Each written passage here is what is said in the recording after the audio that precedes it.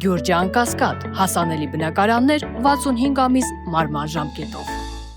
Երևանի քաղաքապետարանում կոռուպցիոն կրքերը չեն հանդարտվում։ Իրավապահներն այսօր առավոտյան կրկին խուզարկություններ են իրականացրել կառույցում, ինչին հաջորդել է քաղաքապետարանի հասարակական կարգի և անվտանգության ծառայության 2 աշխատակցի ձերբակալությունը։ Հակակոռուպցիոն կոմիտեից Փաստինֆոյին հայտնել են, որ կաշառք ստանալու մեղադրանքով ձերբակալվել է քաղաքապետարանի 2 պաշտոնատար անձ։ Ի դեպ, նշված ծառայության պետ Արամ Գուլզադյանը քաղաքապետարանի այլ աշխատակիցների հետ ձերբակալվել, ապա կալանավորվել էր դեռևս փետրվարին կրկին կաշառքի գործով։ Այդ գործով մեղադրյալի կարգավիճակ ունի 12 անձ, թե որքանով այսօր տեղի ունեցած խուզարկությունները կապ ունեն Գուլզադյանի առնչվող գործի հետ, դեռևս պարզ չէ, սակայն փաստ է, կոռուպցիոն գործերով ձերբակալությունները քաղաքապետարանում և վարչական շրջանների աշխատակազմերում գրեթե մասսայական բնույթ ունեն։ Ասել է, թե չկա շաբաթ, որ քաղաքապետարանում կամ թաղապետարանում ձերբակալություններ չլինեն։ Վառ օրինակ, ընդամենը օրեր առաջ Շենգավիթի թաղապետարանում են ձերբակալություններ եղել